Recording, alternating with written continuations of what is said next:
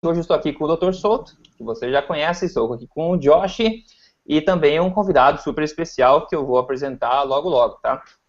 Assim, o emagrecerdeves.com está crescendo bastante, tá? Que eu acho que as fronteiras nacionais já não são mais suficientes para segurar o conhecimento, tá? Então, você vai entender logo o porquê disso que eu estou dizendo. Então, os benefícios de uma alimentação correta, de uma alimentação saudável, como a gente fala no site, tá? E nesse videocast, podcast, eles vão muito além do imaginado pela maioria das pessoas. E os resultados são realmente impressionantes e muito notórios e duradouros, que também é importante, tá? Então, por isso, nós temos que gritar realmente o mais alto possível para que essas informações possam chegar à maior quantidade de pessoas possível, tá? E por isso, aqui no Emagrecer de Vez também, a gente está nos esforçando o máximo possível para trazer sempre o melhor, mais atual e mais verdadeiro conhecimento do mundo sobre nutrição e saúde.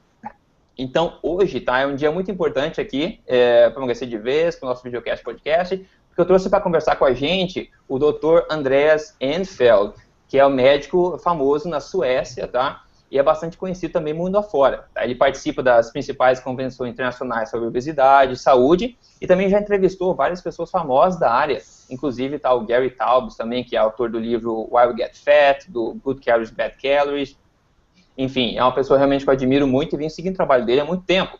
E ele, muito gentilmente, concordou a participar aqui no nosso videocast, tá? Só que assim, nós vamos hoje quebrar aqui vários mitos e discutir também formas de facilitar a vida de quem quer viver nesses modos de uma alimentação verdadeiramente correta, tá? E assim como o Dr. Andreas prega, assim como o Dr. Souto prega, e a gente prega aqui também no Emagrecer de Vez, ok?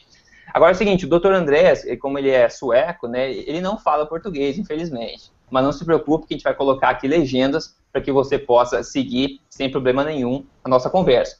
Agora, se você fala inglês, então não tem problema nenhum, você pode seguir tranquilamente, ok? Então agora vamos mudar para inglês para que todo mundo comece, então, a discutir os assuntos de hoje que são bastante interessantes, ok? Então, ok. Now switching to English, finally, Dr. Andreas, now you can follow with us. Well, what we recommend and always discuss here on the website is the incredible benefits of an intelligent, low-carb, lifelong diet for everyone that really wants to lose weight effectively and live better. But as we know, the modern so-called gurus and a lot of doctors and media and governments, of course, they're still spreading misconceptions and dangerous information as healthy guidelines. So therefore, I want to focus our conversation on myth destruction today here. We're going to put down a lot of myths. I think it's very important. The big ones, mainly, okay? So first of all, we know that carbs drive insulin, that drives fat, right? We know that short phrase.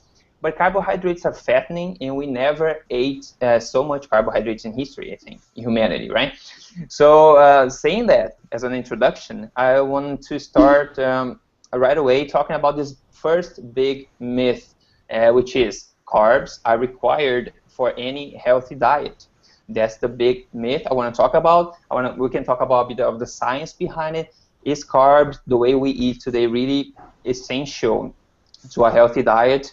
So I want to open discussions about it. I think you can talk a lot about it, but let's see what comes out. First of all, Dr. Andreas, welcome, and thank you very much for participating here. Thank you so much. I'm glad to be here. Yes, I want to know, well, now it's an open discussion, really. It's very informal, as we always do here. So the topic right now is the carbs are required for a healthy diet. I want to know your thoughts about this, or what you know about science about. Are carbs really required, essential for a healthy human diet? What do you think about it? I would say no. I mean, carbs are optional. There's no essential carbohydrates. We can live fine without carbs, and if we no carbs, then our bodies are gonna use fat for energy, and maybe we need like 20 grams a day or something of carbohydrates, glucose, and the body can produce that from fat and protein. So we don't need carbs. It's an optional fuel. Because the main argument, I think, a lot of nutritionists, they say that it is required because of the fact that the brain needs some glucose to work, right? So based on that fact, they imagine that we need to eat carbs so the brain can work. So what do you think about that? Yeah, say it's a misconception. It's wrong. It's based on the fact that if you eat a lot of carbs, then the brain will burn glucose for fuel. It's going to burn like 120 grams a day or something.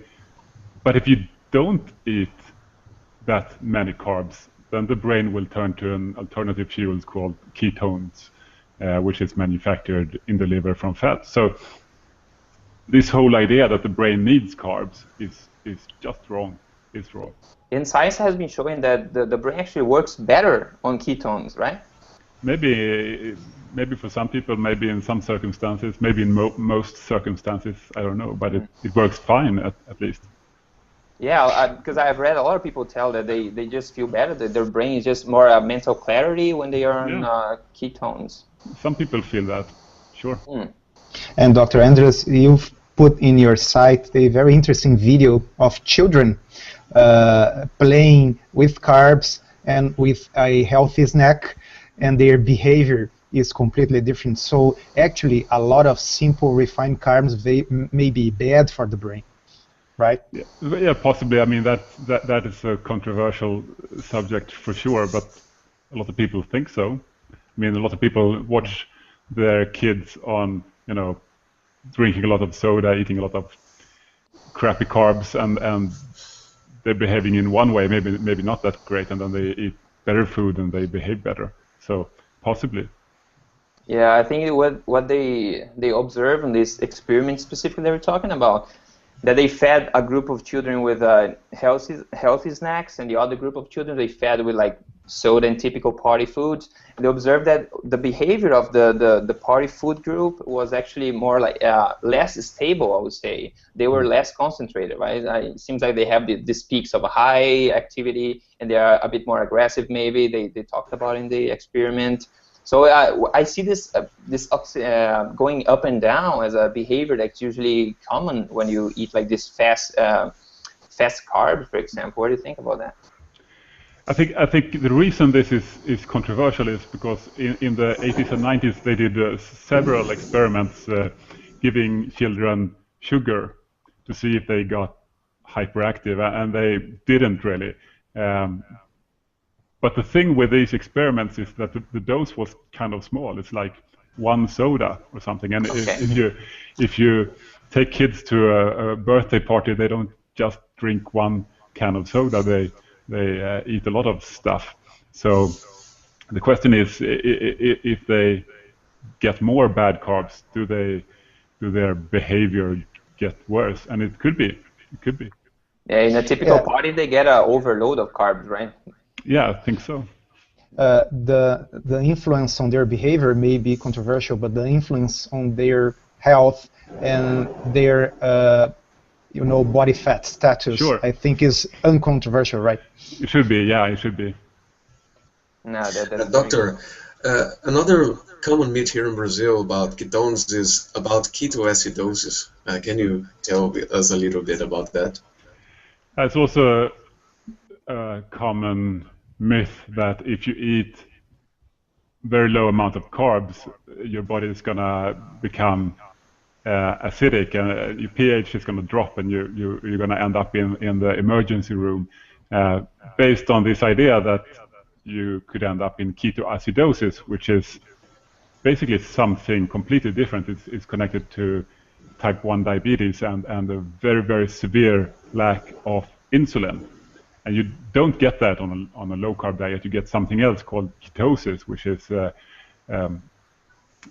natural state for the body where the ketone levels in the body are very strictly regulated, so they don't get out of control like in the ketoacidosis state. So ketoacidosis is something that you could risk if you're a type 1 diabetic and you stop taking insulin. But it's not something you get on a low-carb diet. That is called ketosis. It's something else. It's just a natural state. Yeah, very good to put it in very clear words. It's usually a subject that comes out. Yeah, that's true. I think that's a very good discussion for the carbs, because we have many myths to cover here today. So I just want to go forward, right? I think people are thirsty for information. So the next big one, maybe one of the biggest myths in the history of nutrition, I don't know, is that fat is bad for your health and bad for your heart. Okay, so first thing, when we actually suggest a low-carb diet and we tell people that, okay, you should eat more like healthy fats, you should really increase your healthy fat consumption. That means even saturated fat, of course, the natural fat. People open their eyes very wide, right? Because, I mean, saturated fat means bad things. I mean, everyone grew up with this conception. I did as well. It was a big thing. And still is a very, very big thing. So the myth is, fat is bad for your heart and for your health. Now I want to open discussion about it. What do you think about it? I think it's fine. Fat is fine. Natural fat is fine. Saturated fat is fine. I used to believe it too. I mean, I was trained as a doctor back in the 90s, and I was taught that saturated fat is bad because it raises your cholesterol, the cholesterol levels in your blood, and that's what's giving you heart disease. But it's not true. It's a theory that has been tested over and over again, and it's never been proven. There's been a lot of studies done where they take one group of people and they try to make them eat less saturated fat compared to another group that keeps eating like they used to, and there's never any difference, any significant difference in these trials. So it's a theory that has been tested for 60 years, and it always turns out to be false. Yeah, in 2011 they had the great fat debate, right? And they concluded, I want to quote here, because I translated to Portuguese, I want to translate back to English. They say, even though this paradigm that says that saturated fat causes heart disease have been spread so much during the last decades, the modern nutrition has shown no evidence to support this paradigm. And they say, in regards to the heart problems, there's the evidence actually suggests the opposite. They suggest a protective effect of saturated fat instead of what is actually told to people. So this was said in 2011 as a conclusion of the great fat debate, and I call it something that could be a conclusion, a scientific conclusion after like decades of studies about it, right? Yeah, and I mean, there was a paper, a meta-analysis published in a very prestigious journal this spring called the British Medical Journal, and they looked at all the studies where you make people switch from saturated fat like butter to omega-6 polyunsaturated fats like corn oil or things like that. And if you look at all these trials, it's actually suggestive that the risk of heart disease goes up and not down.